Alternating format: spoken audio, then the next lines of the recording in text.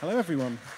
So our story begins. It's 1970. To everyone's surprise, and despite the best efforts of the CIA, Salvador Allende is elected president of Chile.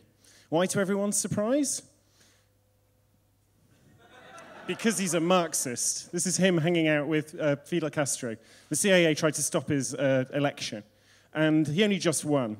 And when he got power, he implemented a whole bunch of interesting policies. So you'll see these here. So, for example, he gave children free milk. He helped factory workers gain control so they could run their factories better. And he nationalized lots of copper mines. But he did one more amazing thing. And it was very brave. It was with the help of this man who has a very odd name. He's called Stafford Beer. He's very eccentric, English cybernetician. And he invented the management use of cybernetics, which is the study of organizations and systems for managing an organization.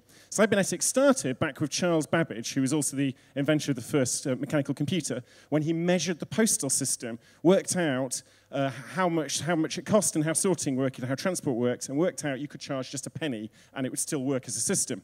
Later on in the 1930s, they invented radar, and they had trouble integrating all the information from the different radar stations. The radar worked fine, but the operations didn't work. And this discipline called operation research was invented, where they worked out how to modify the flow of information to make it work better.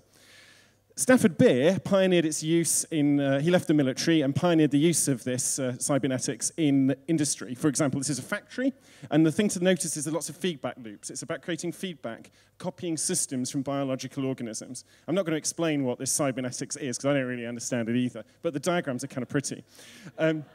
You'll notice it's got recursive boxes, so it's got autonomous systems where people have power within a section, and then information being communicated between different places. So it's not a hierarchy, and it's not like a massive socialized state or a massive corporation. It's got a more intricate structure like our bodies do. This is a diagram where the top represents the past and the bottom represents the future, and the thick lines represent transitions, and the other thin areas represent information flows. So he gets pulled over to Chile by Salvador Allende to implement this to run the economy of Chile. This is him with one of his assistants there. He was very excited to get the contract. And they installed machines in factories all over the country, like telex machines, that would print out punch cards to feed into a mainframe computer to get data about how much was being produced and what was happening across the economy. This is in 1970. This is before the ambition was by far the biggest computer network. This was the mainframe they had that all the data went into, and they ran programs that did stuff with this data. They just about got the system working. It's called CyberSyn. And then something happened. This is the control room. There's a kind of like a brain, because they're copying biological metaphors. The information came through into the brain control room, and where people can make decisions. And the idea wasn't to be an authoritarian state, although lots of newspapers said that. The idea was to have these feedback loops. Then disaster struck. There was a hyperinflation. The Chilean economy tanked. Who knows? Was it the CIA organizing an embargo? Was it because the socialist policies were really rubbish? You'll find both points of view on the internet.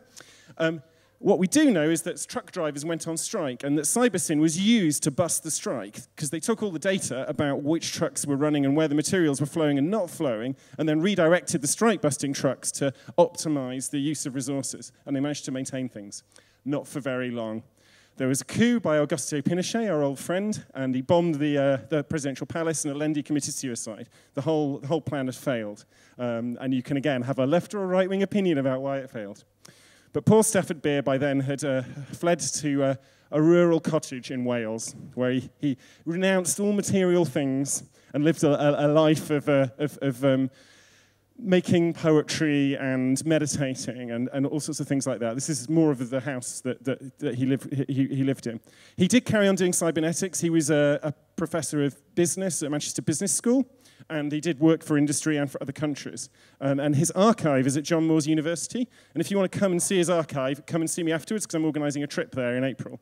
He wrote this crazy autobiographical book about tantric yoga and called The Chronicles of Wizard Prang. He's a very interesting, eccentric character. He was also mates with Brian Eno and inspired lots of Brian Eno's early music. Go and look it up. Yep, this guy's responsible for techno. So Stafford Beer, wizard of our time, cybernetician before the internet, before open internet data in government, and creator of techno.